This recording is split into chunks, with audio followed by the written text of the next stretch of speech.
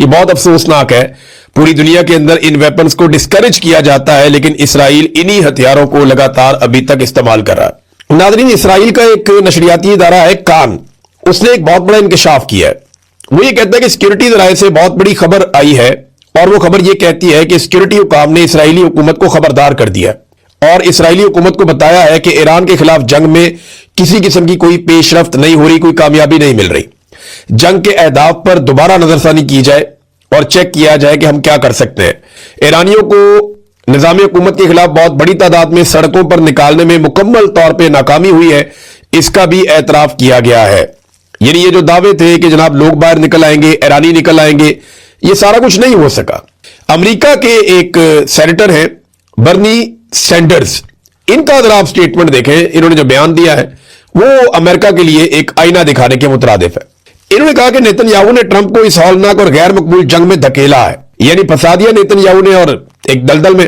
اب اسے سمجھ نہیں آ رہا کہ اس سے باہر کیسے نکلنا ہے. اور وہ بتاتے ہیں کہ بڑی تعداد میں ایرانی شہید ہو گئے ہیں، ہلاک ہو گئے، وہ تو لکھ رہے ہیں، اور 13 امریکی فوجی مارے گئے ہیں.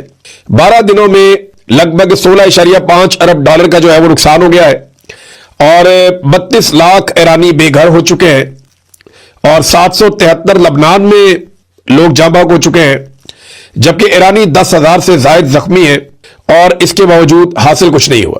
امریکہ یعنی آبنۂ ہرمز بھی بند ہو گئی اور امریکہ ایسی جگہ پھنس گیا ہے جہاں سے وہ نکل نہیں پا رہا. دیکھیں، آبنۂ ہرمز کو دوران جنگ اگر امریکہ کھلوا دیتا ہے نا تو ڈونلڈ ٹرمپ کی کچھ عزت بچ جائے گی. لیکن اگر ٹیبل پہ بیٹھ کے مذاکرات کے نتیجے میں آبنۂ ہرمز کھل جاتی ہے اور اس کے بعد کوئی بم نہیں چلتا تو پھر ایران کی اخلاقی فتح ہو جائے گی. اب عرب جو ہے وہ آہستہ آہستہ یہ سوچیں گے کہ امریکنز کے جو ہتھیار ہیں کیا وہ ہمارے کام کے ہیں. عربوں کو بھی اپنے آپ کو اسی طرح اکوپ کرنا پڑے گا، اسی طرح اپنے میزائل بنانے پڑیں گے، اپنے ہتھیار تیار کرنے پڑیں گے جیسے ایران نے کیے. دیکھیں، عربوں کو اگر کوئی خطرہ ہے تو ان کی لڑائی تو اسرائیل کے ساتھ ہوئی ہے ماضی میں، آئندہ بھی ایسا لگتا ہے اسی کے ساتھ ہوگی. اور اسرائیل جس کو ناقابل تسخیر سمجھا جاتا تھا وہ پول کھل گیا، سارا جھاکا کھل گیا، سب کا سب کو پتا چل گیا کہ یہ تو متھی ٹوٹ گئی اسرائیل کی آئرن ڈوم کی. پاکستان کے اندر بہت سارے جرنیل صحافیوں کو بٹھا کر کہتے تھے کہ ہمیں اسرائیل کے ساتھ تعلقات اس لیے بھی بنانے چاہیے کہ اسرائیل کے انڈیا کے ساتھ تعلقات ہیں، انڈیا جنگ میں فائدہ اٹھاتا ہے، اسرائیل کی ٹیکنالوجی بہت اچھی ہے، وہ ناقابل تسخیر ہے. اور اس وقت اسرائیلی شہر جو ہے وہ جگہ جگہ پہ ملبہ پڑا ہوا ہے جنگ کا، بہت تباہی بری ہے. نیتن یاہو سامنے نہیں آ پا رہا، چھپا ہوا ہے، منظر عام پہ آنے سے ڈر رہا ہے کہ سامنے آیا کسی جگہ پہ پبلک میں آیا تو پتہ چل جائے گا یہ کہاں پہ اس کے اوپر اٹیک ہو سکتا ہے، اور پتہ نہیں وہ اپنے ملک میں ہے بھی یا نہیں ہے. ناظرین، ابھی تک جن ممالک نے مدد کی ہے ایران کی، یعنی ایسی مدد کی ہے جس میں کچھ مدد فراہم کی گئی ہو، ادویات، باقی چیزیں، وہ ان میں چائنا ہے، روس ہے، آذربائیجان ہے اور ویتنام ہے. یہ وہ ممالک ہیں جنہوں نے ایران کی مدد کی ہے بھائی چارے کے حوالے سے کہ ٹھیک ہے آپ کے ملک پہ اٹیک ہو رہا ہے، ہم اس کی مذمت کرتے ہیں، آپ کے لوگ شہید ہو رہے ہیں، زخمی ہو رہے ہیں، آپ کا انفراسٹرکچر کا بہت نقصان ہو رہا ہے، آپ کو ادویات کی ضرورت ہے، خوراک کی ضرورت ہے، یہ چیزیں ہم پہنچا رہے ہیں. تو وہ امدادی سامان جا رہا ہے. پاکستان کی جانب سے کوئی امدادی سامان ابھی تک ایران میں نہیں گیا، جبکہ پاکستان کے وزیر اعظم نے یہ حکم جاری کیا ہے کہ جو رسد ہے اس کو بڑھایا جائے اشیاء خورد و نوش کی خلیجی ممالک میں. خلیجی ممالک جہاں پہ میرے خیال میں خوراک موجود ہوگی ضرور، اور خلیجی ممالک میں جو ہے خوراک وہ جا بھی سکتی ہے، ان کے پاس پیسہ بھی بہت ہے. یعنی وہاں خلیجی ممالک میں خوراک پہ جمانا اچھی بات ہے، بری بات نہیں ہے، لیکن ایران کی مدد پاکستان کو بھی کرنی چاہیے. جب باقی ممالک کر رہے ہیں تو پاکستان پیچھے کیوں رہے؟ پاکستان کو چاہیے وہ بھی کرے. لیکن پاکستان نے ایک اور حکم جاری کر دیا ہے اور پاکستان کے میڈیا کو کیا گیا ہے کہ کچھ بھی ہو جائے، اب جو آبنائے ہرمز سے پاکستان کا اگر کوئی کارگو گزرتا ہے تو اس کے بارے میں کسی قسم کی کوئی خبر میڈیا کے اندر نہیں دی جائے گی. اور ایک چیز اور ہے، ڈونلڈ ٹرمپ نے کہا کہ وہ تفریح کے لیے بھی بم مارتا ہے. ڈونلڈ ٹرمپ کا اپنا سٹیٹمنٹ ہے نا کہ ہم بار بار جزیروں پہ بم ماریں گے اور تفریح کے لیے ماریں گے، فن کے لیے ماریں گے، انجوائے کرنے کے لیے، مزہ لینے کے لیے ماریں گے. تو جو شخص تفریح کے لیے بم برسائے اسے امن کا نوبل انعام دینے والے کتنے بڑے ذہنی مریض ہو گئے آپ یہ سوچیں. ان کو بالکل بھی اندازہ نہیں ہے یہ کیا بات کر دیتے ہیں. بھائی جس نے ظلم کیا ظالم کا نام لینے سے کیوں ڈرتے ہو؟ یہ تو وہ ایک شعر ہوتا تھا، ہم اردو میں سنا کرتے تھے عدالتوں میں، کہ منصف نے قاتل کی یہ دلیل بھی مان لی کہ جو مقتول ہے وہ خود ہی خنجر کے اوپر گر گیا تھا، یعنی اس کو مارا نہیں گیا، وہ خود ہی مر گیا. یعنی یہ تو اس طرح کی باتیں کرتے ہیں، بیوقوف سمجھتے ہیں قوم کو. شاہ محمود قریشی اس لیے وہ کہتے ہیں جی جیل کے اندر ہے کہ وہ باہر نہیں آنا چاہ رہے، اور اگر وہ باہر آئیں گے ان کے اوپر تنقید ہوگی، تنقید سے گھبرا کے باہر نہیں. اس سیاستدانوں پہ تنقید ہوتی رہتی ہے. یہاں عمران خان صاحب کے ساتھی ہیں، کئی تنقید کی زد میں رہتے ہیں، کئی نہیں رہتے، تو اس کا کیا مطلب لیا جائے؟ जो अच्छा काम करता है, अब बाकी पॉलिटिकल पार्टीज में ये रवाज नहीं है ना कि वो अपनी लीडरशिप को तनकीद करें या अपनी लीडरशिप को अकाउंटेबल करें। या पाकिस्तान तहरीक इंसाफ ने एक नया रवाज डाल दिया सोशल मीडिया में, यहां बहुत लोगों को शऊर है, वो खुलकर बात करते हैं, साफ बात करते हैं, ये ठीक काम कर रहा है, ये गलत काम कर रहा है। तो वो एक ही आदमी के सही काम को सही और गलत काम को गलत भी कहते हैं। ये भी बात आप अपने ज़हन में रखें। तो बड़ी चालाकी और होशियारी के साथ जो जुर्म पाकिस्तान की मिलिट्री एस्टेब्लिशमेंट ने किया, शाह महमूद कुरैशी को गैर कानूनी, गैर आईनी तौर पे, गैर इखलाकी तौर पे जेल में रखने का, वो सारा मलबा उठा के शाह महमूद कुरैशी पे ही डाल दिया। हद नहीं होगी भाई? कॉलम लिखो मारंग बलोच के साथ ज्यादती क्यों हुई, उसके बारे में बोलो, बताओ कि वो एक निहत्ती लड़की है बेचारी, आज उसको उम्र कैद की सजा सुना दी। ये खबर भी आप सुन लें। मारंग बलोच को उम्र कैद की सजा सुना दी गई। राजी मची गवादर के दौरान जो एहतजाज हो रहा था, एफसी एहलकार शब्बीर बलोच की हजूम के हाथों कत्ल के इल्जाम में मारंग बलोच, सिबगतुल्लाह शाजी और बाकी उनके कुछ और साथी हैं, बलाज कादिर और तंजीम के रहनुमा अबू बकर कलांची को उम्र कैद की सजा सुना दी गई। अब ये कितनी अफसोसनाक बात है। इस पे मैं समीदीन बलोच का एक स्टेटमेंट पढ़ के आपको सुना देता हूं। जिस दिन हमारे साथियों के मुकदमात को फेसलेस ट्रायल में मुंतकिल किया गया, प्रोसिक्यूटर की जानिब से जजेस पर ट्रायल को तेज करने और सजा सुनाने के लिए मुसलसल जोर दिया गया। अदालत के रवैये से जाहिर होने वाली बेचैनी सामने आई। इसी दिन हमें अंदाजा हो गया था कि इंसाफ नहीं होगा, बल्कि पहले से तयशुदा सजाएं हमारा इंतजार कर रही हैं। लेकिन बलोच कौम यह हकीकत कभी फरामोश नहीं करेगी कि पुरअमन सियासी आवाजों को खामोश कराने के लिए सिर्फ पुलिस, कानून नाफिज करने वाले इदारे, हुकूमत और खुफिया एजेंसियां मुतहर्रिक नहीं हुई, बल्कि इंसाफ के ऐवान भी इस पर अमल दरामद करने में शरीक हो गए। वही अदलिया जिससे मजलूमों ने उम्मीद बांधी थी कि वो जुल्म के सामने दीवार बनेगी, उसी ने जालिम के हाथ मजबूत किए।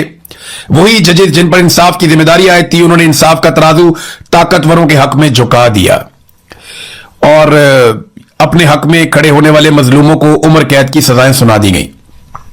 ये बड़ी सख्त सजा है और बड़ी सख्त ज्यादती है।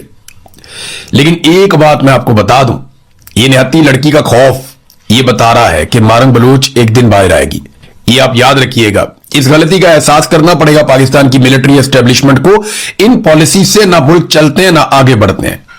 एक दिन मारंग बलोच बाहर आएगी और वो आप सबको शर्मिंदा करेगी और पूरा निजाम उससे आंखें नहीं मिला पा रहा होगा। ये बात याद, वैसे तो बहुत ठीक है, लेकिन मारंग बलोच का सामना नहीं कर पाएंगे, अभी भी नहीं कर पाते। इसीलिए पहले उसको जेल ट्रायल के अंदर ले गए। उसके बाद क्या किया, जेल ट्रायल में ले जाने के बाद मारंग बलोच का फेसलेस ट्रायल कर दिया।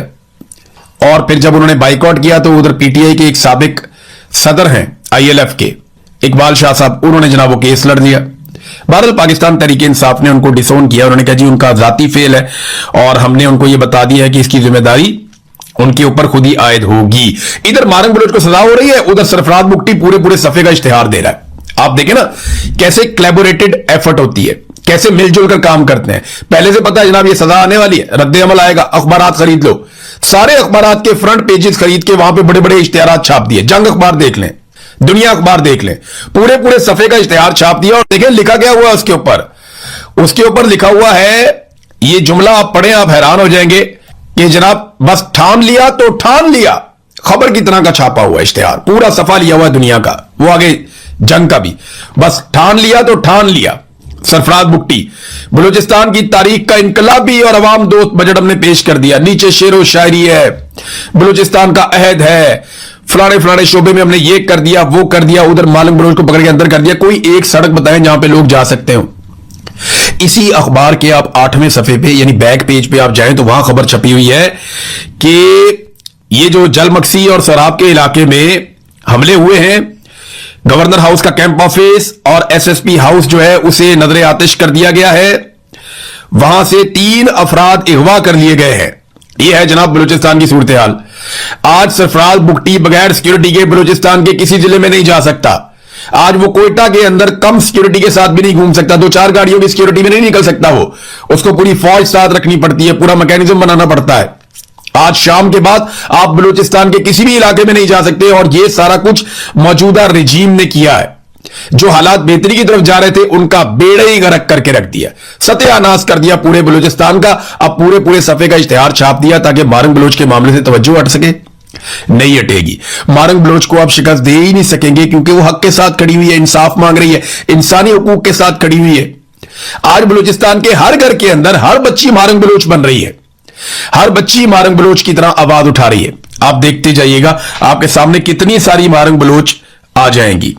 ये नाज़रीन एक और जुल्म हुआ, ये भी मैं आपके सामने रख देता हूं। हमारे बड़े अच्छे दोस्त हैं, साथी हैं अहमद फरहाद, उन्हें 16 एमपीओ के तहत गिरफ्तार कर लिया गया आजाद कश्मीर के शहर बाग से। यानी अब सहाफी और शायर भी इनसे बर्दाश्त नहीं हो रहे। इनका जुर्म क्या है? पहले भी इन्हें 2 हफ्ते तक जबरी तौर पर लापता रखा गया, इन पर टॉर्चर किया गया, इनको जबरदस्ती अजियत दी गई। उसके बाद इनकी अहलिया के ऊपर मुकदमा बना दिया गया। एक के बाद एक मुसीबत, नौकरी करने नहीं देते, हर लिहाज से परेशान करते हैं, माली एतबार से परेशान किया, बार बार गिरफ्तार किया, फैमिली के ऊपर मुकदमात बना दिए। और कितना अपने एक आदमी को मारना है, कितना अपने एक आदमी के ऊपर जुल्म करना है? क्या बनाना चाहते हैं आप उसे? करना क्या चाहते हैं आप उसके साथ? हर आजाद दिमाग को आप कैद करना चाहते हैं?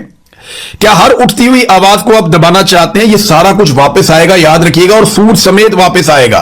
ये तारीख का सबक है, आपको अभी समझ नहीं आ रहा, लेकिन वक्त आएगा आपको जरूर ये बातें समझ आएंगी। लेकिन अब पछताए क्या जब चिड़ियां चुग गई खेत।